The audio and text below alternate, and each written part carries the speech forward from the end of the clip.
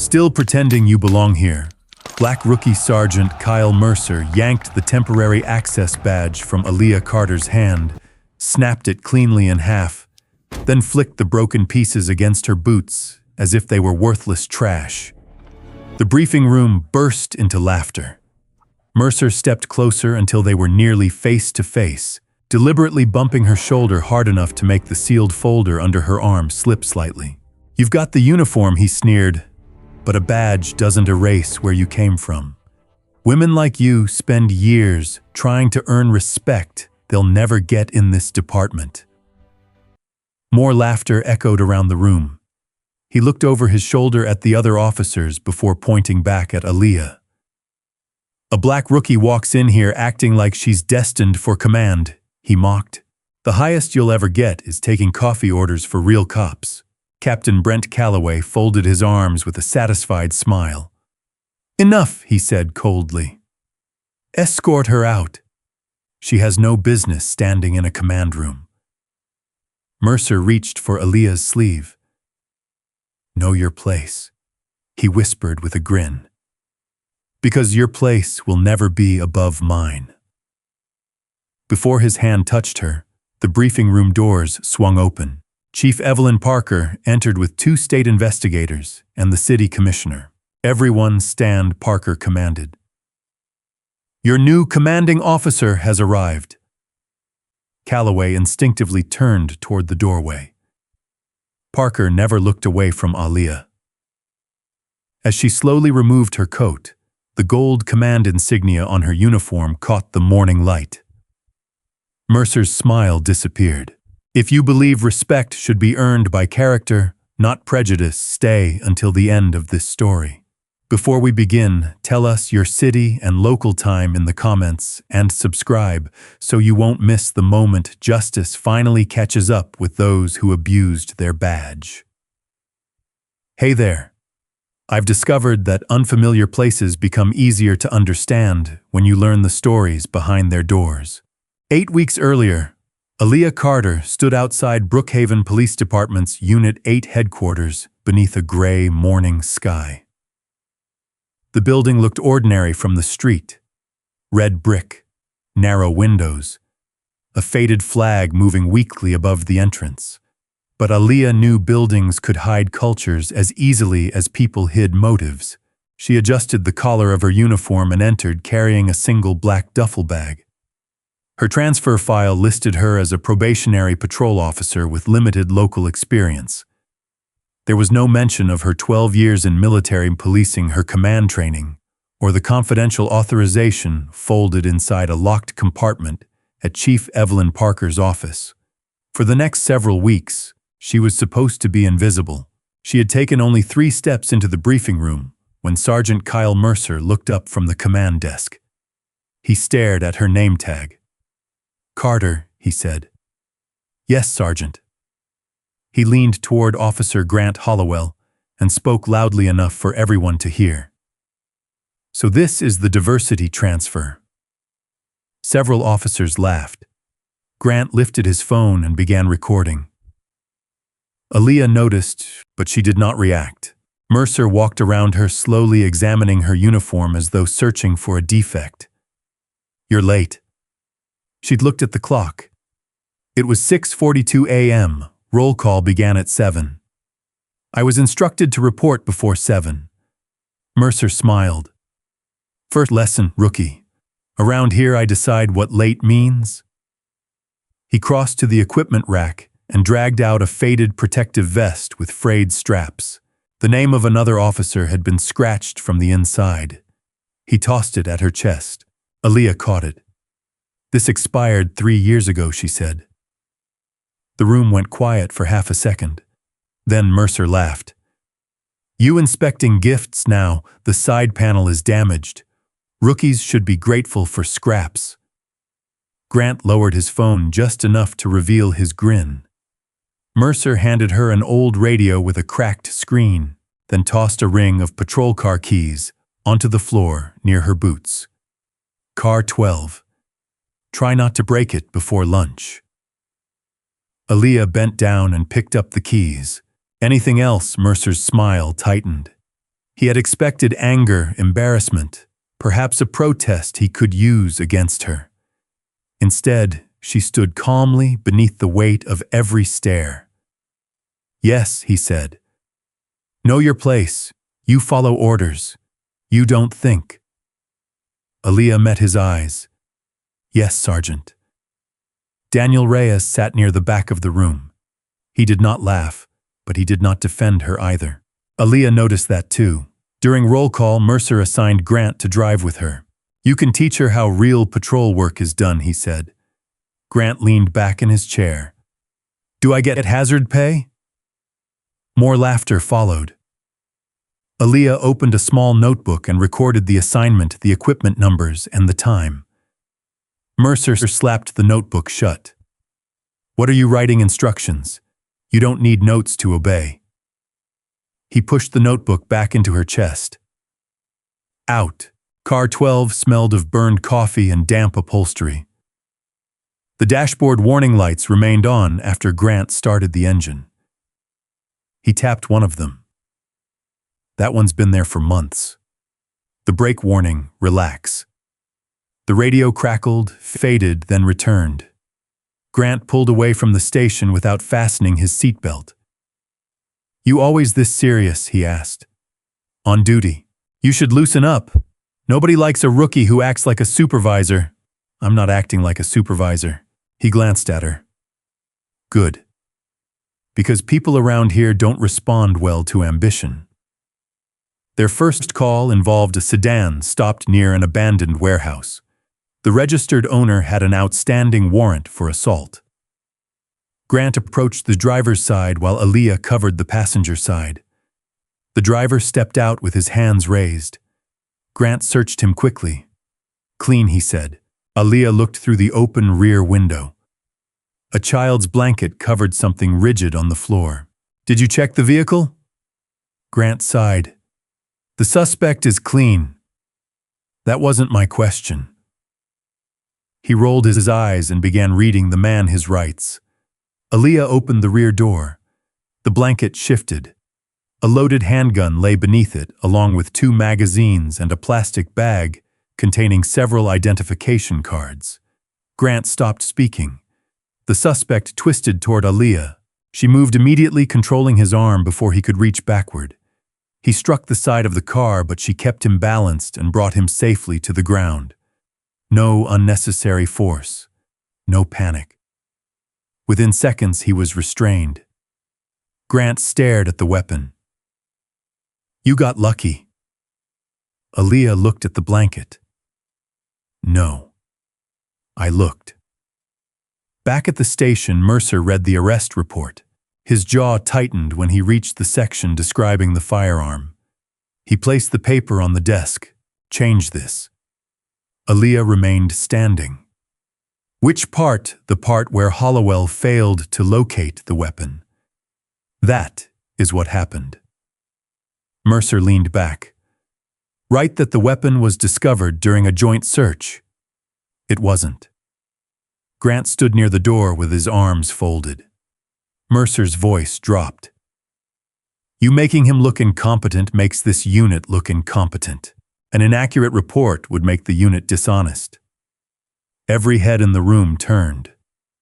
Mercer rose from his chair. "You've been here less than 1 day. That does not change what happened." He stepped close enough for her to smell coffee on his breath. "Listen carefully. Around here, loyalty matters more than technical wording. The truth is not technical wording." Mercer's face hardened. Captain Brent Calloway appeared in the doorway. "My office, Officer Carter." Calloway's office contained framed awards, photographs with city officials, and a polished wooden plaque reading "Integrity through Service." He closed the door. "You made quite an impression," he said. "I completed the arrest report. You embarrassed a senior officer. I documented the arrest." Calloway smiled without warmth. "Unit 8 is a family. Families protect one another, even when someone makes a mistake, especially then." He stepped behind his desk. You are new. You are ambitious. And people like Mercer can make your transition very difficult. Aaliyah said nothing. Calloway folded his hands. Correct the report. Earn trust. Stop looking for problems. Aaliyah held his gaze.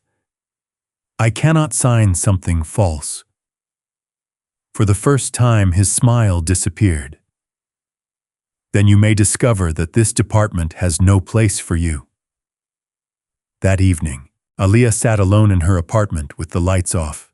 She removed a secure phone from beneath the lining of her duffel bag and typed a coded message to Special Prosecutor Naomi Ellis. Pattern confirmed. Command may be involved. She pressed send. 3 seconds later, a response appeared. Proceed carefully. You are already being watched. Aaliyah looked toward the dark window. Across the street, a black SUV idled beneath a broken streetlight. The next morning, Sergeant Kyle Mercer didn't even look at Aaliyah when he tossed a case folder onto her desk. Domestic disturbance, he said. Probably another couple yelling over rent. Officer Grant Hollowell smirked. Perfect job for our rookie. Aaliyah picked up the folder. Something immediately felt wrong. The emergency caller had disconnected after whispering only 3 words. Please, he's back. No names, no follow-up, no patrol history attached. Yet 3 previous calls had come from the exact same address during the past month. She frowned. Sergeant, why wasn't this flagged as a high-risk repeat location? Mercer shrugged. Because I said it wasn't. Grant laughed. See, she still thinks paperwork solves everything. Mercer pointed toward the parking lot. Go. And remember, rookie, you observe. You don't play hero. 20 minutes later, Patrol Car 12 stopped outside a worn duplex in Brookhaven's east side. The neighborhood was strangely quiet. No children outside. No barking dogs. No music. Just silence. Grant climbed out lazily. Let's get this over with. Before Aaliyah could answer, she heard it. A woman's muffled scream. Then something heavy crashed inside the house. She looked toward the front porch. The curtains moved. Someone was desperately trying to signal from inside. Aaliyah pressed her radio. Dispatch possible hostage situation. Request immediate backup. Grant grabbed her wrist. Mercer said to wait. Another scream echoed through the house. Then a little girl's voice cried, "Please don't hurt my mom." Grant cursed under his breath. Backup's 5 minutes out. Aaliyah stared at the front door. 5 minutes could mean the difference between life and death. She released her wrist from Grant's grip. We're going in. You'll lose your badge. I'd rather explain my decision than explain why someone died. Without another word, she kicked the damaged front door open.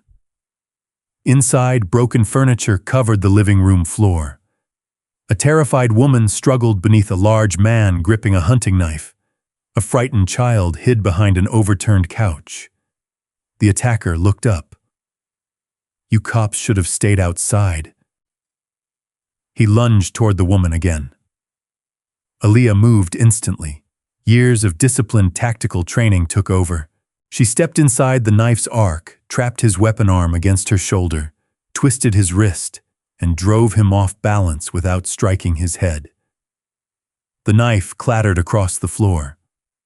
The suspect tried reaching toward his waistband. She pinned him against the wall before he could pull another weapon. Hands where I can see them. Grant finally entered. Instead of helping immediately, he froze. The suspect suddenly shoved backward. Grant instinctively drew his pistol. Gun! Aaliyah saw the mistake first. The suspect wasn't reaching for a firearm. Behind him stood the terrified child. If Grant fired, Aaliyah slapped Grant's arm upward. The shot blasted harmlessly into the ceiling.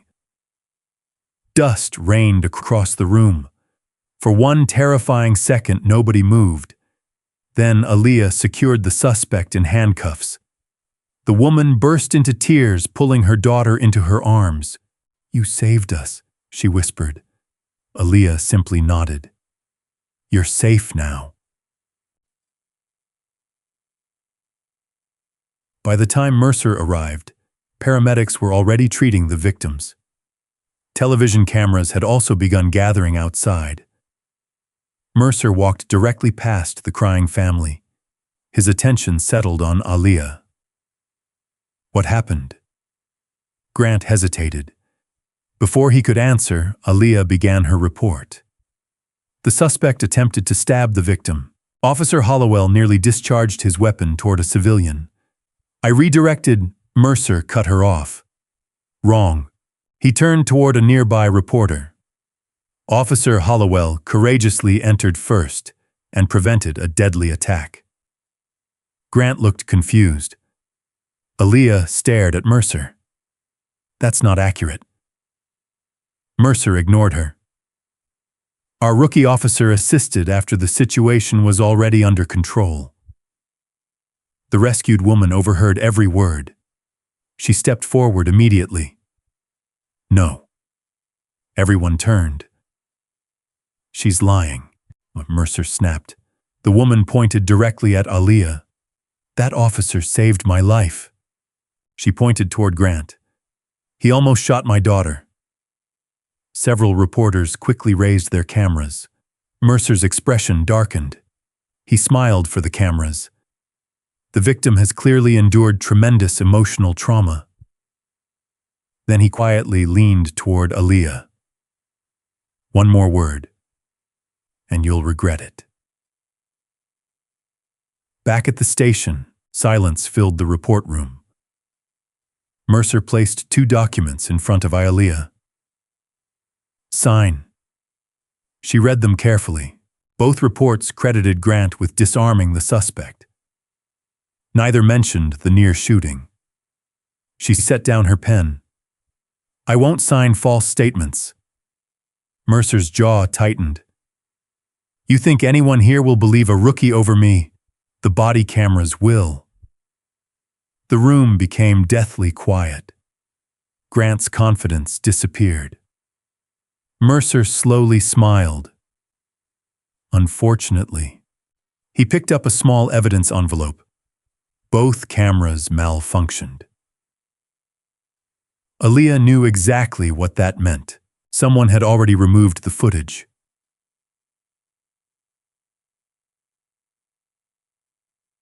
An hour later, she carried a stack of equipment inventory forms toward the storage room.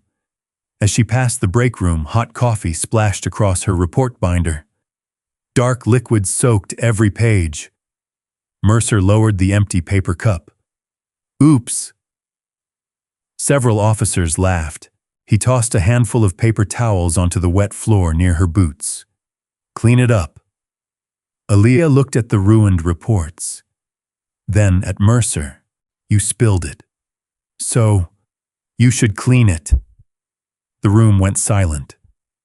Mercer's smile disappeared. "You really don't know your place, do you?" Without breaking eye contact, Aaliyah calmly picked up the ruined binder. "I know exactly where my integrity belongs." She walked away. No one laughed this time. Late that evening, someone knocked softly on her apartment door.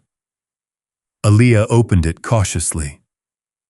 Officer Daniel Reyes stood outside. He looked over both shoulders before speaking. "I don't have much time." He handed her a small encrypted flash drive. "You didn't hear this from me." "What's on it?" Daniel swallowed. "I copied my patrol car backup before someone deleted today's files." Aaliyah looked at him carefully. Why help me now? Daniel lowered his voice. Because everything you wrote, he paused, was the truth. He walked away before she could ask another question. Inside her apartment, Aaliyah inserted the drive into a secure laptop. The recovered dash camera footage began playing. It clearly showed Grant nearly firing toward the child. Then another file appeared. Different date. Different arrest. Same Sergeant Kyle Mercer. Same missing truth. Aaliyah leaned closer to the screen. This wasn't one isolated lie. It was becoming a pattern. And someone inside Unit 8 had spent years making sure no one ever saw it. Aaliyah barely slept. By sunrise, she had already watched every recovered video from Daniel Reyes's flash drive 3 times. Different dates, different suspects, the same pattern. Reports claimed suspects had resisted arrest. The videos showed handcuffed civilians already under control. Evidence logs listed body camera failures. Yet patrol car footage captured enough to raise serious questions. Someone wasn't hiding one mistake. Someone was protecting a system. She encrypted the copied files and locked them inside a secure folder before heading back to Unit 8. The moment she walked through the station doors, conversations stopped. Mercer stood beside the coffee machine with Grant. "Morning, rookie," he called loudly. "Heard you're becoming quite the investigator." Several officers chuckled. Aaliyah walked past without responding. Mercer's smile faded. "You know," he continued, "people who dig through old files usually end up buried under them." She kept walking. That bothered him even more than an argument would have. Around mid-morning, Aaliyah requested access to archived arrest reports from the previous 18 months. The records clerk hesitated.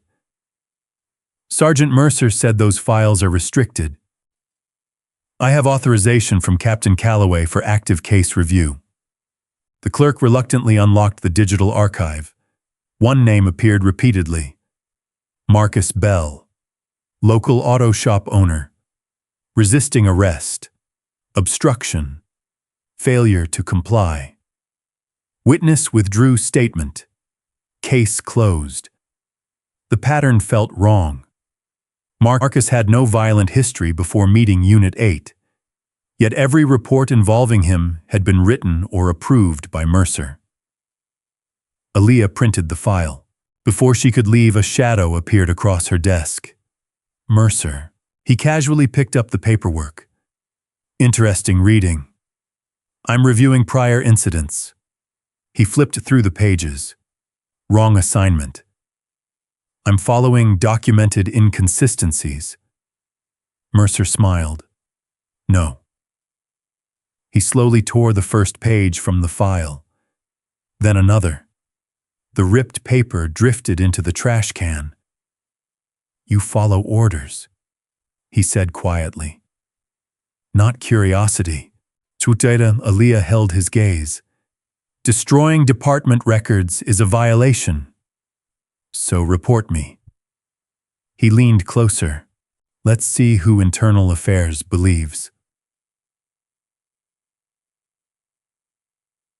That afternoon, Aaliyah parked outside Bell Auto Repair. The small garage sat beside an aging railroad crossing. Marcus Bell, a broad-shouldered black man in his early 50s with silver beginning to creep into his beard, looked up from beneath the hood of a pickup truck. The moment he recognized the police cruiser, his expression changed. "We're closed." "It's Tuesday." "We're still closed." Aaliyah approached slowly, keeping both hands visible. "I'm not here to arrest you." Marcus wiped grease from his hands. "That's what the last officer said." She stopped several feet away. "I've been reviewing your previous reports." His face hardened. "Then you already know enough." "I don't think I do." He laughed bitterly. "You wear the same badge." "I don't wear it the same way." Marcus looked toward the empty street before lowering his voice. You should leave. Why? Because someone always watches when police come here. He glanced toward a black SUV parked half a block away. Its engine was running. The windows were tinted. Marcus noticed Aaliyah following his eyes. You see, I do. He stepped closer. Years ago, I told the truth about something I witnessed. What did you see? Marcus shook his head. They made sure nobody believed me. Who? So he looked directly into her eyes. Ask your sergeant. Before Aaliyah could respond, Marcus backed away. I've got a family. I'm not asking you to risk them. You already did the moment you stopped here. He walked back into the garage and quietly closed the overhead door. Aaliyah remained standing on the sidewalk. She knew fear when she saw it. Marcus wasn't hiding guilt. He was hiding survival. Back at headquarters, Mercer was waiting beside the equipment room. I heard you took a little field trip. I interviewed a potential witness. No. Mercer's smile vanished. You questioned someone I specifically told this department to leave alone. I wasn't aware witnesses required your permission. His face darkened. He suddenly shoved Aaliyah hard against a row of metal lockers. The impact echoed through the hallway. Listen carefully, he growled. You don't chase ghosts. Aaliyah straightened her uniform. You just assaulted another officer. No cameras. He pointed toward the ceiling. Funny how they never work when I need privacy. A quiet voice interrupted them. Sergeant. Daniel Reyes stood at the end of the hallway carrying evidence boxes. For a split second, Mercer released Aaliyah. You see something? Daniel hesitated. No, Sergeant. Mercer smirked. That's what I thought. He walked away. Daniel remained frozen until Mercer disappeared around the corner. I'm sorry, he whispered. You should be. Aaliyah answered calmly. His shoulders dropped. My younger brother. He stopped. Mercer arrested him 3 years ago. Aaliyah waited. He wasn't guilty. What happened? The charges disappeared. Daniel looked at the floor. But so did my brother's scholarship. Silence filled the hallway. I wanted to say something just now. Why didn't you? He laughed without humor. Because I still need this job. Aaliyah nodded slowly. I understand fear. Daniel looked up. No, you don't. I do. She stepped closer. The difference is that fear doesn't get to make my decisions. Daniel stared at her. She continued quietly. Courage isn't the absence of fear. It's deciding something else matters more. For the first time since they'd met, Daniel met her eyes without looking away. That evening, Aaliyah returned home. Her secure phone vibrated once. Unknown number. She answered immediately. A rough, nervous voice spoke in almost a whisper. It's Marcus. I'm listening. I found something. Her pulse quickened. What is it? A video. Silence. The one they thought was destroyed. Aaliyah stood perfectly still. Marcus continued. It shows everything.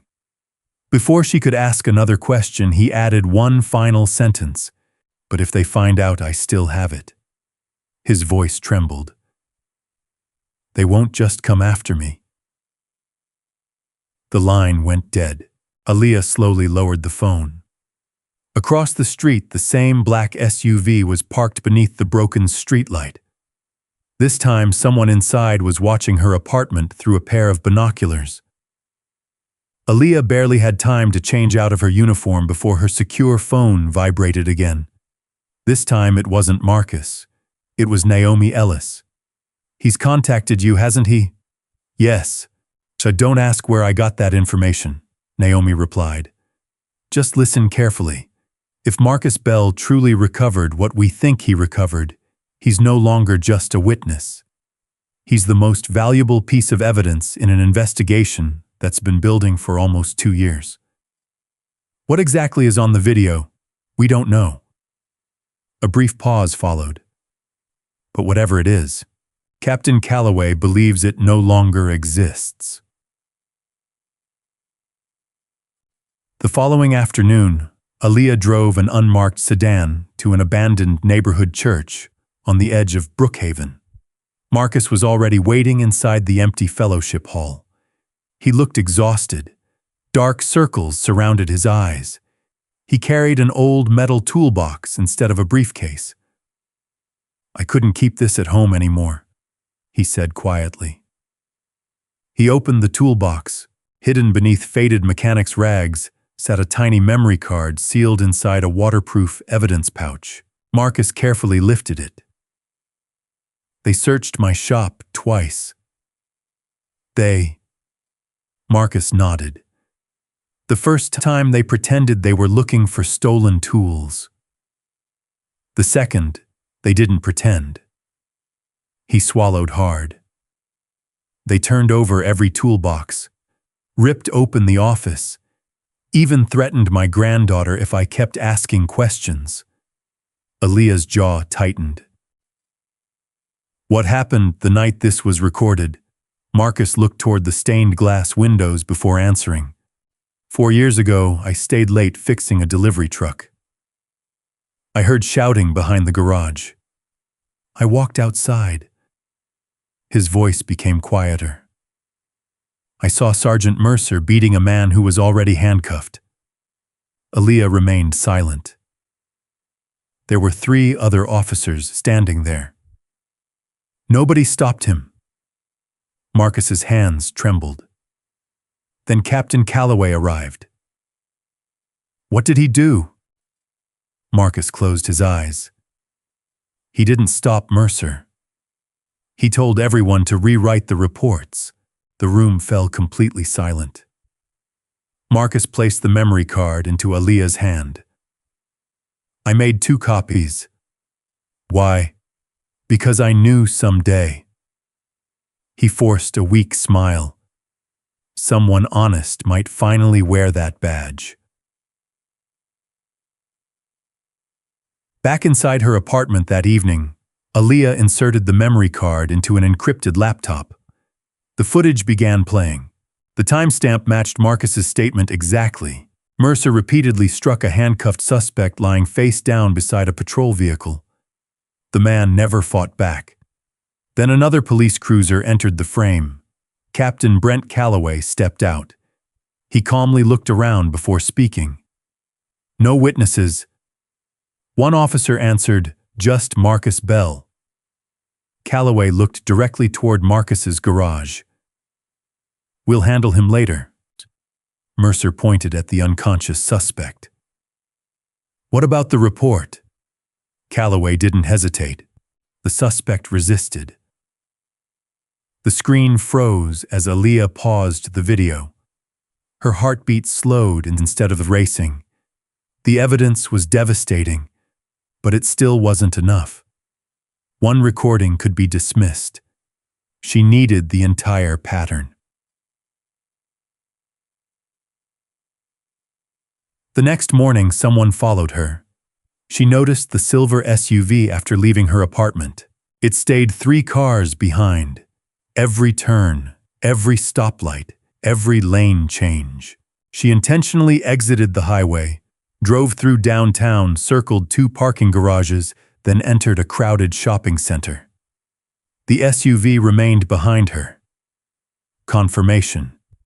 She was under surveillance.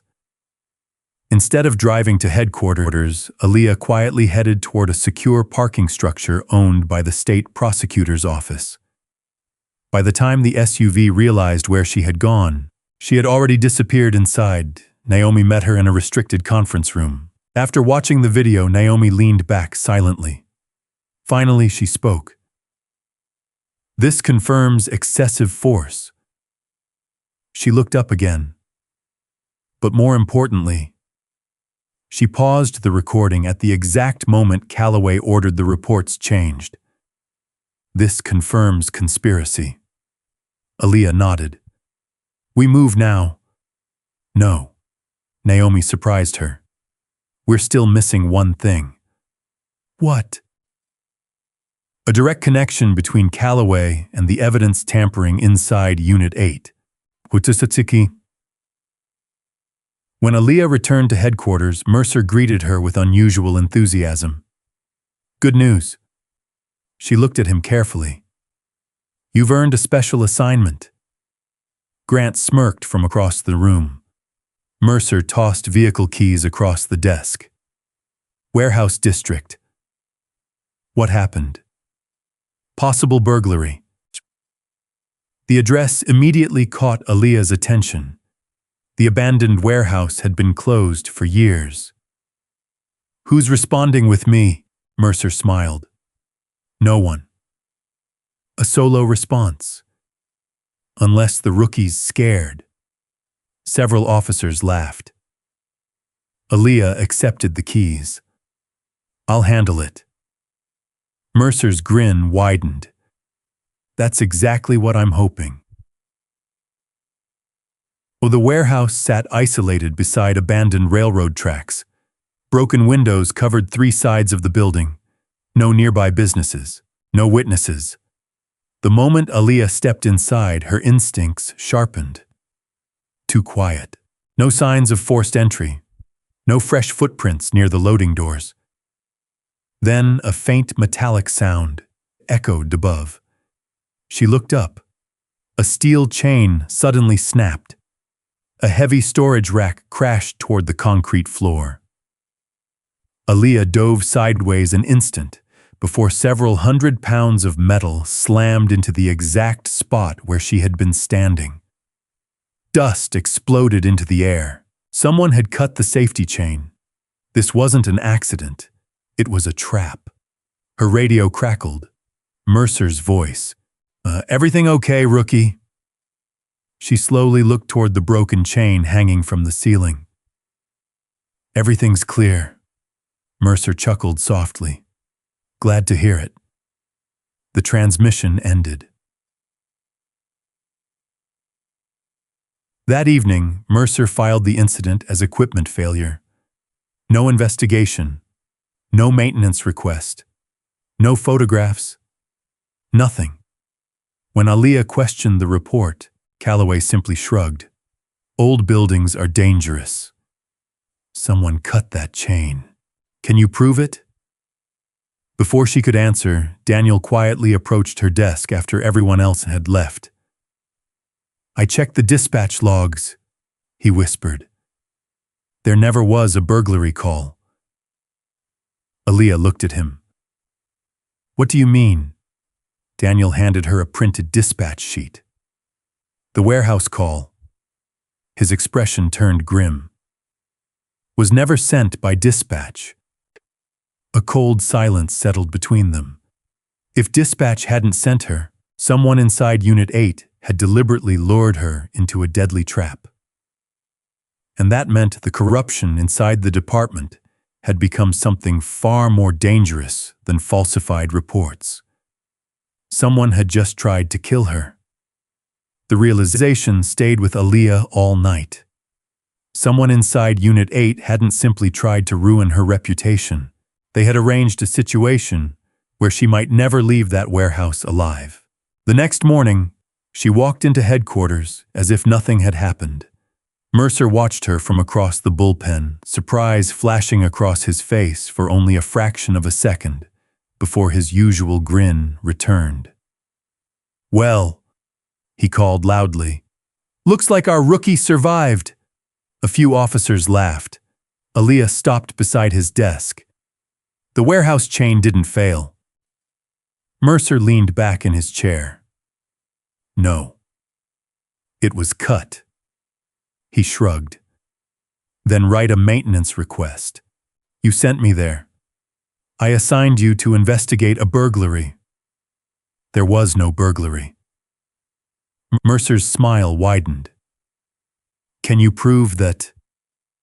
Before she could answer, Captain Brent Calloway stepped out of his office.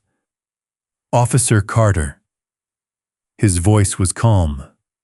My office. Calloway closed the door behind her. I've received several complaints. From whom? Your fellow officers.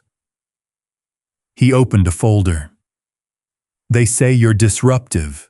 Aaliyah remained silent. They say you question supervisors.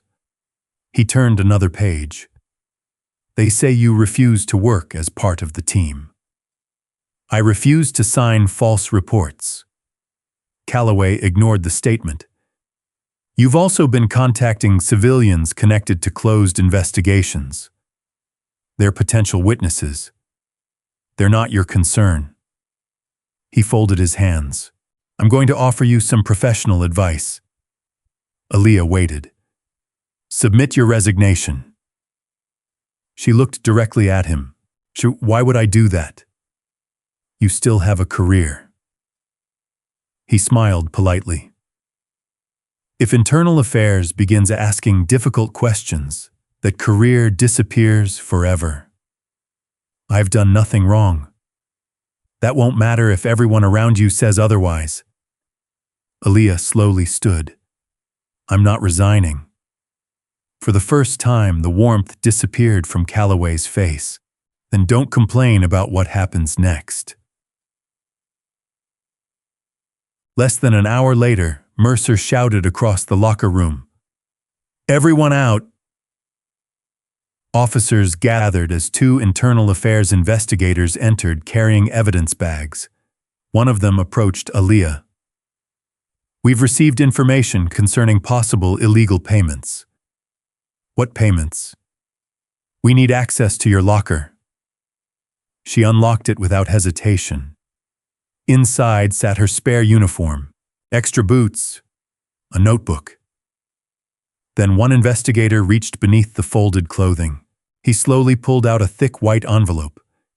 Inside were stacks of $100 bills. The room became completely silent.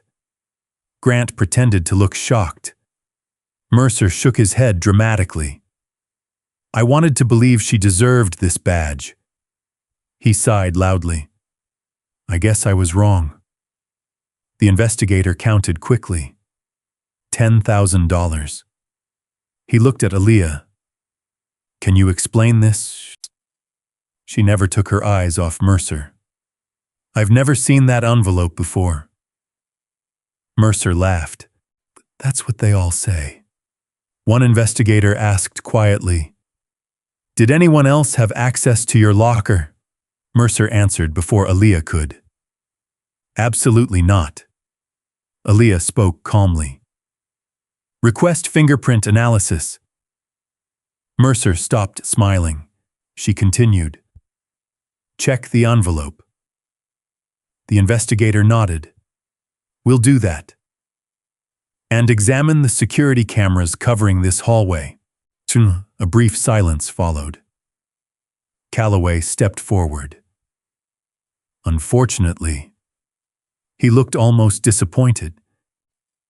Those cameras stopped working yesterday. Aaliyah wasn't surprised. Then check the electronic access logs. Another pause. Calloway looked toward the investigators. There was a system outage. Everything, every safeguard, every record, conveniently unavailable. The investigators exchanged uncertain glances. Something about the situation clearly bothered them. That evening, Aaliyah met Naomi Ellis inside a secure conference room beneath the State Justice Building. Naomi listened without interrupting. When Aaliyah finished, Naomi slid several photographs across the table. They're getting nervous. The photos showed Mercer meeting privately with two unknown men outside headquarters. Another showed Calloway entering a warehouse late at night. They've accelerated. Aaliyah nodded. They tried to frame me because the warehouse failed. Exactly. Naomi leaned forward. But we still can't move. Aaliyah frowned. Why not?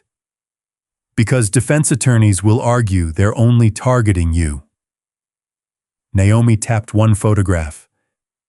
We need proof that Calloway himself directs the cover-up. What if they destroy the rest first? They'll try. She looked directly into Aaliyah's eyes. Our job is making sure they fail. Late the next afternoon, Daniel quietly approached Aaliyah in the underground parking garage. He looked terrified. I found something. What is it? I shouldn't even have it. He handed her a small flash drive. What's on this one? I copied hallway access records before the server was wiped. Aaliyah immediately looked at him. Wiped. Daniel nodded. This morning. She inserted the drive into a portable reader. The records appeared. One entry immediately stood out. Locker room access. Grant Hollowell. 5:18 a.m., nearly 40 minutes before Aaliyah reported for duty. Another entry. Sergeant Kyle Mercer. 5:22 a.m., Daniel swallowed hard. The official system deleted those records. How did you keep them? I run automatic backups. He hesitated. They don't know. Aaliyah closed the laptop. You just put yourself in danger. I know. Why now? Daniel looked away. Because you were right. She waited. Courage isn't about not being afraid. He managed a faint smile. It's deciding something else matters more. For the first time, Aaliyah smiled back. I'm glad you remembered. Across town, Grant Hollowell sat alone inside his patrol car. His hands trembled as he stared at his phone. A text message from Mercer filled the screen. Delete everything. If this falls apart, it's all on you. Grant read it again. Then again. His breathing grew heavier. For years, Mercer had promised loyalty, protection, brotherhood. Now, with the investigation closing in, Mercer had already chosen his sacrifice. Grant. He slowly opened another contact. Officer Daniel Reyes. His thumb hovered over the call button. Then he pressed it. I need to talk. He whispered the moment Daniel answered. I made a terrible mistake. Miles away, Aaliyah's secure phone vibrated. Daniel's message contained only 6 words. Grant wants out. He's ready to talk. Aaliyah stared at the screen. If Grant truly decided to cooperate, the wall protecting Unit 8 was about to crack for the first time. Grant Hollowell chose a deserted parking lot behind an abandoned grocery store. He arrived 20 minutes early. He checked every passing car, every shadow, every reflection in the side mirrors. When Daniel Reyes finally pulled in, Grant climbed into the passenger seat without saying a word. His hands wouldn't stop shaking. They're going to kill me, he whispered. Daniel looked at him carefully. Whew, Grant laughed bitterly. You already know. A few minutes later, Aaliyah quietly entered the car from the back seat. Grant flinched. I didn't tell him, Daniel said. I told her. Grant lowered his head. I planted the money. Silence filled the vehicle. It was Mercer, Grant continued. He gave me the envelope before dawn. He said Captain Calloway wanted Carter gone before Internal Affairs started asking questions. Did Calloway know? Aaliyah asked. Grant nodded slowly. I heard him say, once she's finished, the investigation dies with her. Aaliyah activated the encrypted recorder inside her jacket. "Keep talking." Grant swallowed hard. Mercer said if anyone got blamed, it would be me. His voice cracked. He promised he'd protect me. Daniel looked at him. And now, Grant stared out the windshield.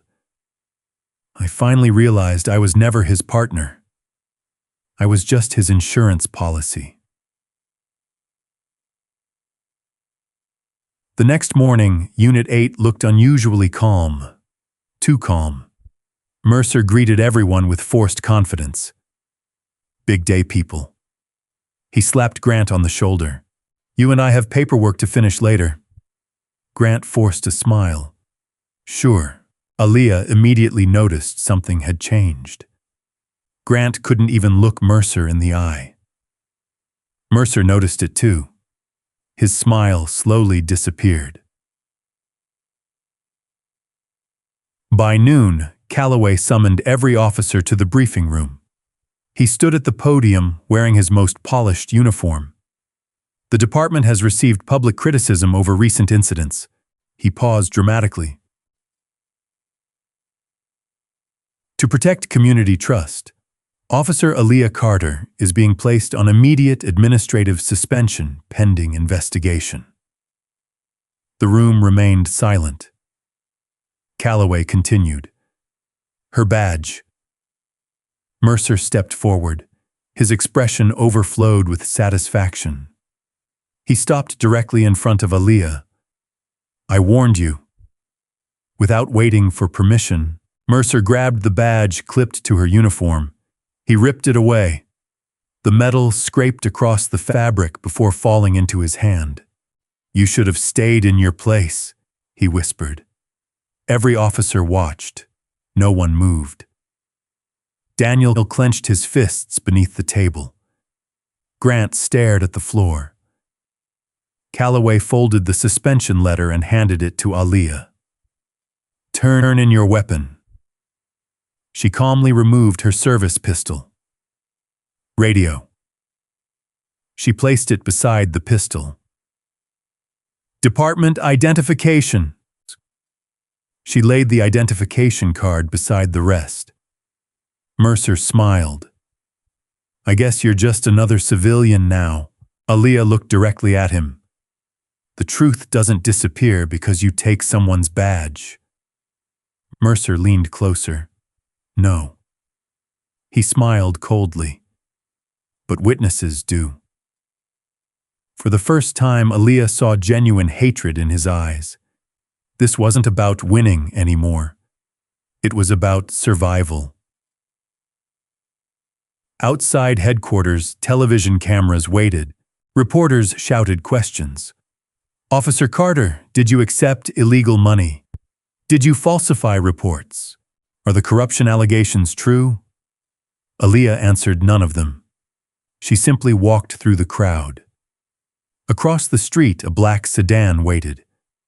Chief Evelyn Parker sat behind the wheel. Once Aaliyah entered, Parker drove away without speaking. Only after several blocks did she finally break the silence. "The suspension wasn't my decision." "I know. It was mine." Aaliyah turned toward her. Parker nodded once. "They believe they've won." She handed Aaliyah a sealed folder. "Good." Inside were signed authorization documents. Special investigative status. Temporary command authority upon completion of the operation. Aaliyah looked up. "You've known from the beginning." "I've known enough." Parker kept her eyes on the road. "If Calloway believed I supported you openly, he'd destroy every remaining piece of evidence before we could stop him. So now he'll become careless." Later that evening, Daniel called using the secure number. "They're cleaning out evidence storage." What? Mercer ordered 3 officers to remove old case boxes. Aaliyah immediately contacted Naomi Ellis. Within minutes, state investigators quietly surrounded the records building without revealing themselves. From an unmarked surveillance van, Aaliyah watched Mercer personally carry several sealed evidence boxes toward an incineration container behind the warehouse. Calloway stood nearby, checking his watch. "They're destroying everything," Daniel whispered through his earpiece. "No," Naomi answered calmly. "They're showing us exactly what they've been hiding." High-resolution cameras silently captured every movement, every box, every signature, every face. Mercer unknowingly documented another felony. Just after midnight, Grant's phone rang. Mercer's name. Grant answered with trembling hands. "Where are you?" Mercer demanded. "Home." "Don't lie to me." Grant froze. Mercer's voice became colder. "I know you've been talking. I haven't. You've forgotten something." Silence. "I taught you everything." Grant couldn't breathe. Mercer continued quietly. "If you betray me," another pause, "I'll make sure nobody ever finds what's left of Marcus Bell." The call ended. Grant immediately phoned Aaliyah. His voice shook uncontrollably. "He has Marcus."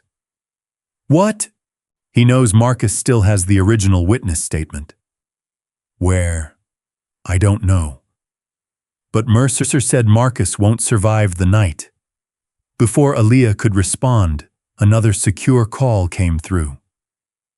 It was Marcus. His breathing was ragged. "They found me." Metal slammed loudly in the background. Someone shouted.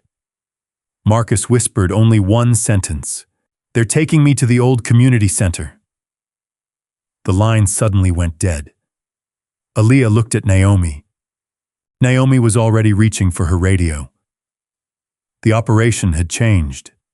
This was no longer just an investigation. It had become a race to save a man's life before the people wearing badges erased the final witness forever.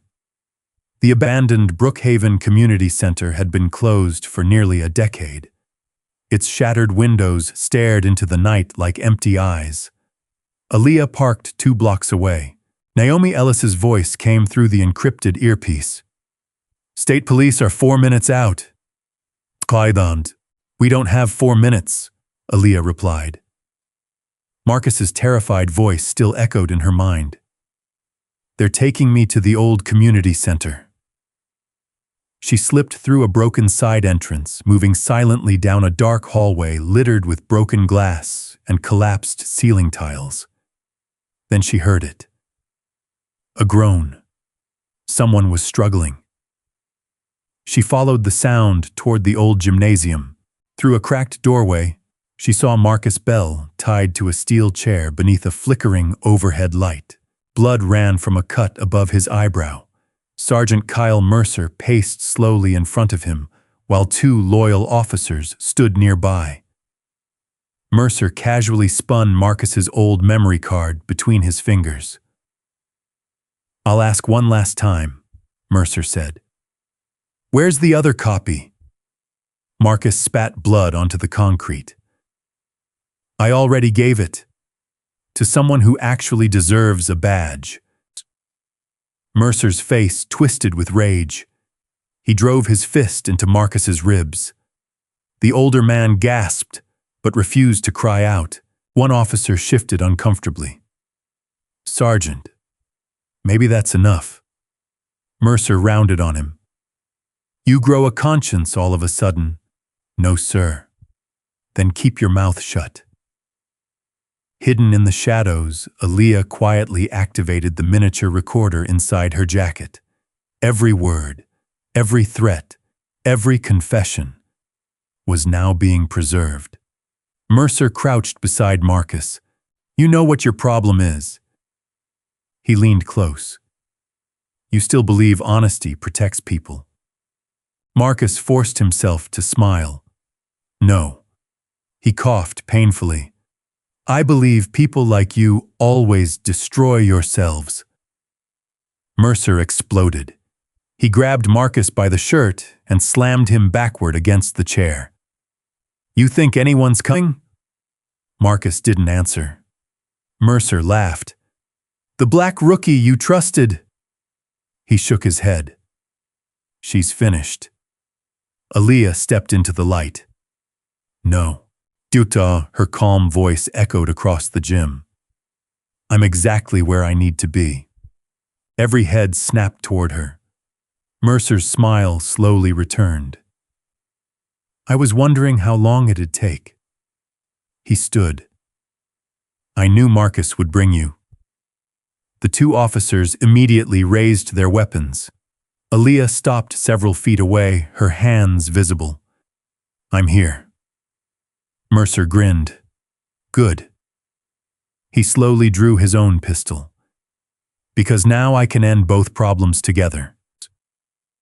One of the younger officers glanced nervously toward Mercer. Sergeant, this isn't what we agreed to. Mercer never looked away from Aaliyah. Plans change. The officer lowered his weapon slightly. You said we were only scaring him. Mercer's voice became ice cold. And now I'm giving you a direct order. The officer hesitated. For the first time, doubt spread across both officers' faces. Aaliyah saw it immediately. They lied to you, she said evenly. They've lied to everyone. Mercer laughed. Don't listen to her. Aaliyah never took her eyes off him. When this ends, they'll blame both of you. The older officer frowned. What? Mercer snapped toward him. Shut up. Aaliyah continued. Who planted money in my locker? Neither officer answered. Who falsified reports? Silence. Who ordered evidence destroyed? Mercer's expression hardened. They don't need to answer anything. No, Aaliyah replied quietly. They don't. She looked directly at the younger officer. Because he already has. Mercer's eyes narrowed. What are you talking about? The warehouse. She took another careful step forward. The dispatch logs.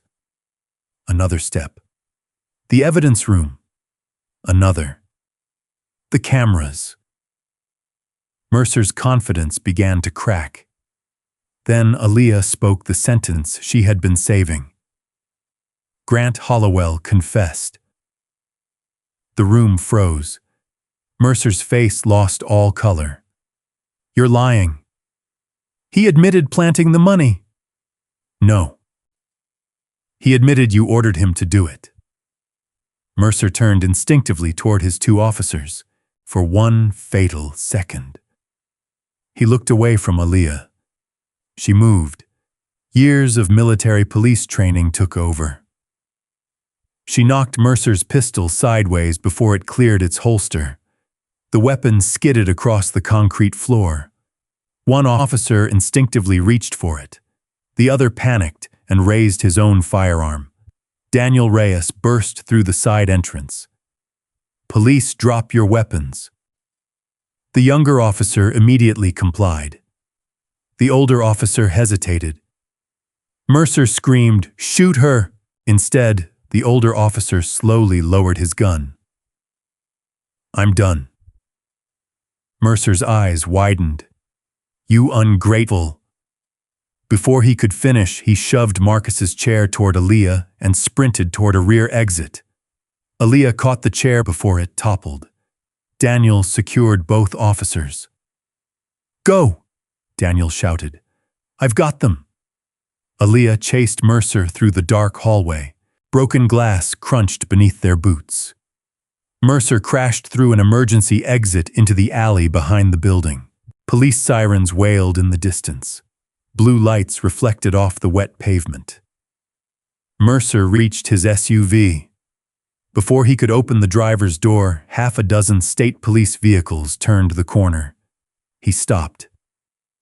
for the first time in years. Kyle Mercer looked trapped. State troopers surrounded him with weapons drawn. "Hands where we can see them!" Mercer slowly raised his hands. Then, in one desperate movement, he threw a flash device onto the pavement. A blinding burst of light exploded across the alley. When everyone's vision cleared, the SUV's engine roared. Mercer had escaped through a narrow service road before the blockade fully closed. Inside the community center, paramedics treated Marcus while Naomi Ellis reviewed Aaliyah's recorder. She removed one earbud. Her expression changed completely. "He confessed." Aaliyah nodded. "He confessed to assault." Naomi shook her head. "More than that." She replayed a section. Mercer's voice filled the room. "Calloway told me to rewrite every report. He said nobody would ever question our badges." The room fell silent. Naomi carefully stopped the recording. "This is it." Aaliyah looked toward the flashing police lights outside. "No." She watched another convoy race toward police headquarters. "This is only half." Naomi understood immediately. Calloway still believed Mercer had escaped with every secret intact. Which meant, at that very moment, Captain Brent Calloway would destroy the last remaining evidence inside Unit 8. And he had no idea the walls around him were already collapsing. Captain Brent Calloway stood confidently at the front of Unit 8's briefing room. He had rehearsed every sentence, every answer, every lie. Television crews gathered outside the building while city officials quietly filled the back rows. Calloway adjusted his uniform. "Ladies and gentlemen," he began, "recent events have been deeply unfortunate. Sergeant Kyle Mercer clearly acted alone, betraying the values of this department." Several officers nodded uneasily. Calloway continued. "Unit 8 will fully cooperate with investigators. We have nothing to hide." Before another word could leave his mouth, the briefing room doors swung open. Chief Evelyn Parker entered. Beside her walked Naomi Ellis. Behind them came two state police commanders. The room fell silent. Calloway forced a smile. "Chief, I was just—" Parker raised one hand. "Stand down, Captain." Her voice carried through the room like a command on a battlefield. Then she spoke words no one expected. "Everyone, please welcome the new commanding officer of Unit 8. Confused officers instinctively turned toward the doorway. Nobody entered. Calloway frowned. "Chief."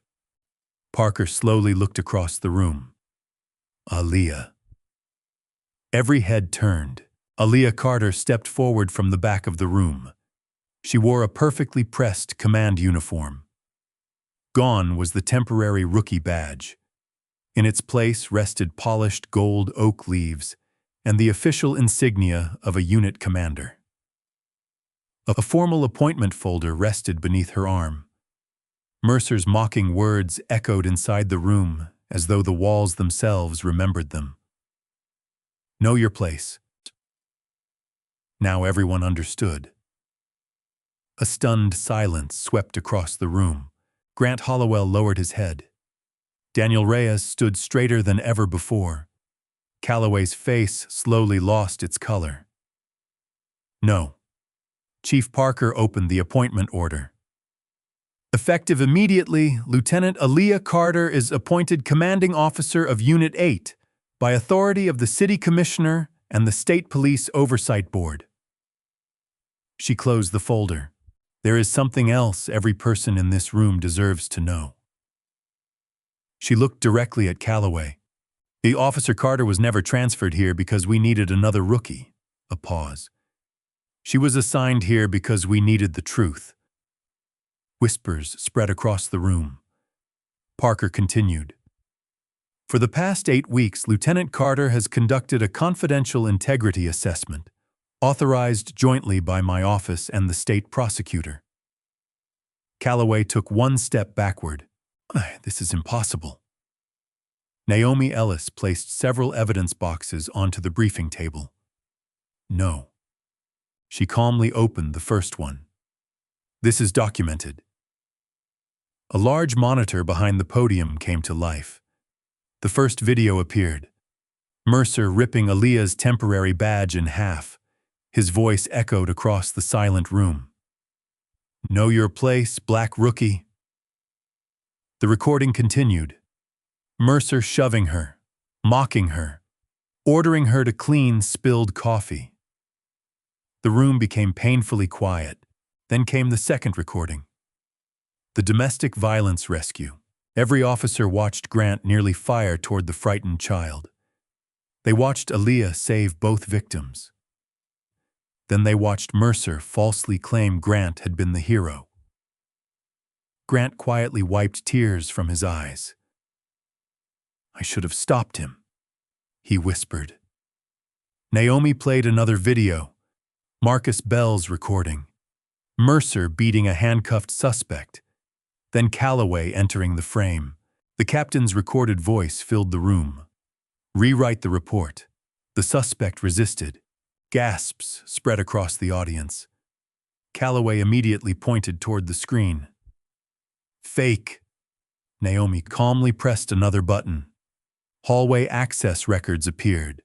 Locker room entries. Grant Hollowell, 5:18 a.m. Kyle Mercer, 5:22 a.m. Then fingerprint reports. Mercer's fingerprints. Grant's fingerprints. On the envelope containing the money planted inside Aaliyah's locker, Calloway looked around desperately. Grant slowly stood. His entire body shook. He looked toward Aaliyah, then toward the investigators. Finally, toward Calloway. I'm done lying. His voice echoed through the room. I planted the money. Complete silence. Sergeant Mercer ordered me. He swallowed. Captain Calloway approved it. Calloway slammed both hands onto the briefing table. He's lying to save himself. Naomi calmly placed one final recorder onto the table. This was recovered last night. She pressed play. Mercer's voice immediately filled the room. Calloway told me to rewrite every report. He said nobody would ever question our badges.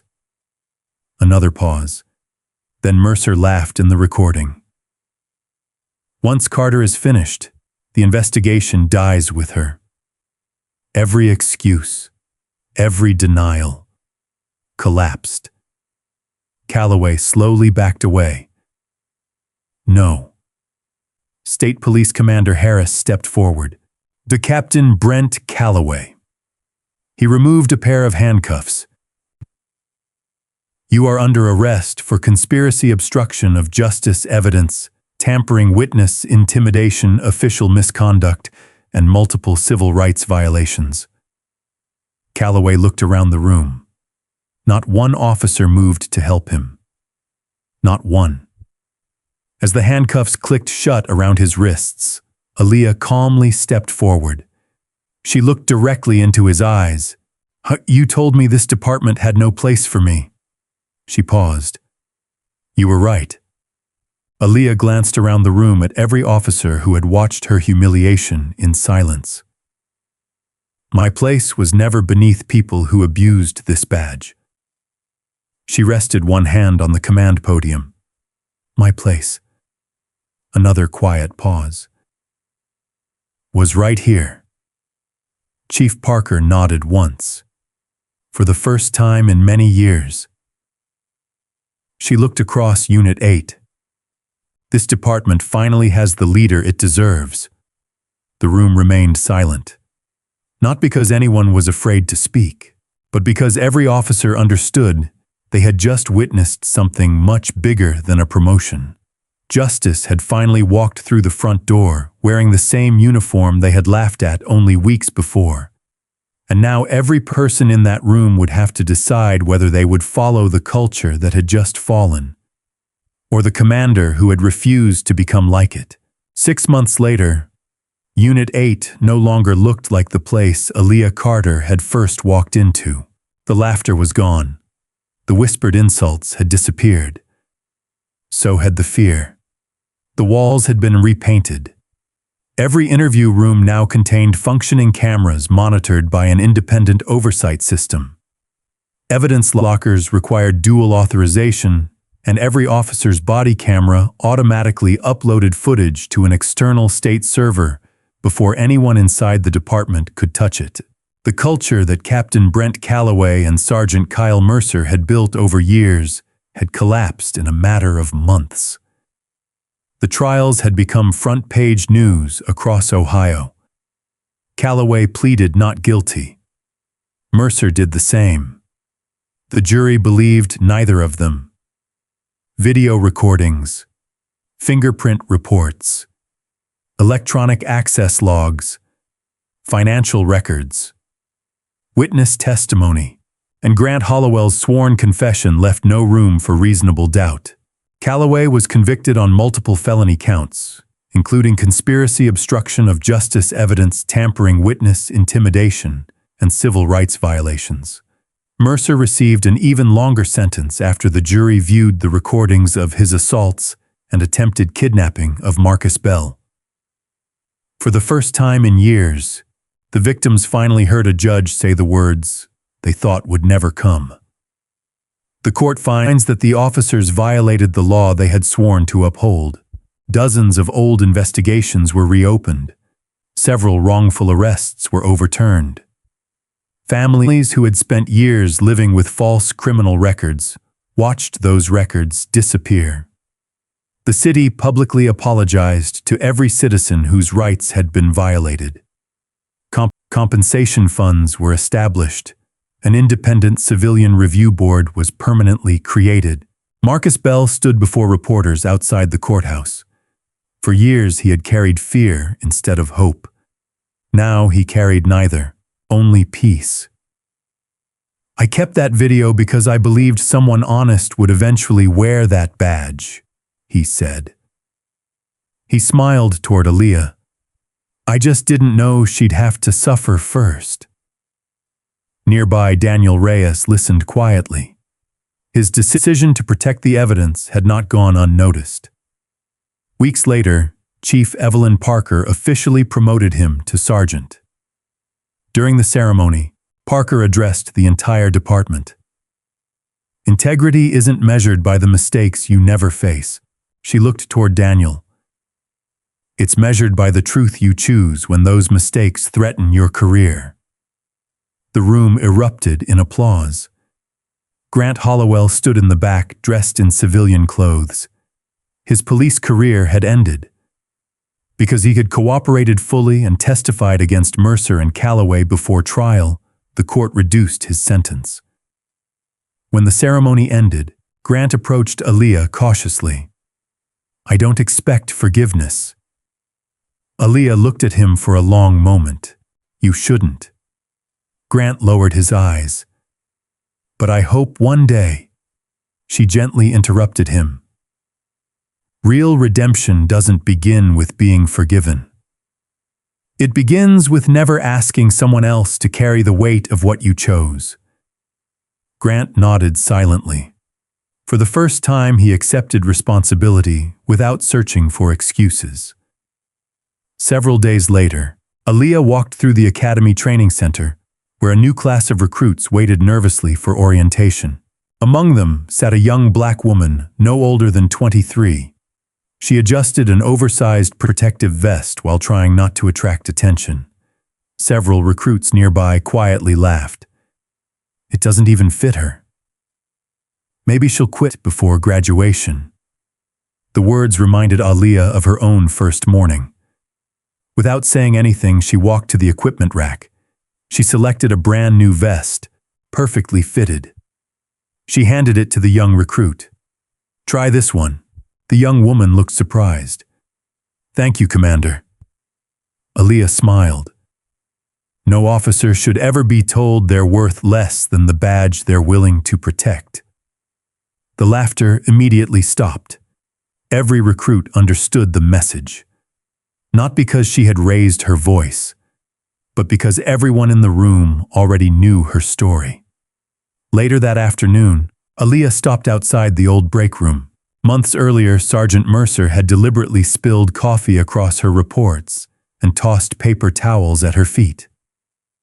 She opened the door. The room no longer contained stained tables or careless laughter. It had been transformed into the department's ethics and leadership training center.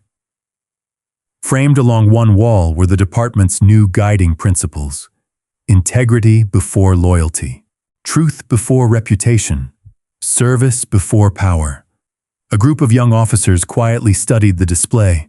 One of them asked Aaliyah, "Commander, why did you keep this room instead of remodeling it completely?" She looked around for a moment before answering. "Because people should remember where arrogance once lived." She smiled softly. "And where integrity replaced it."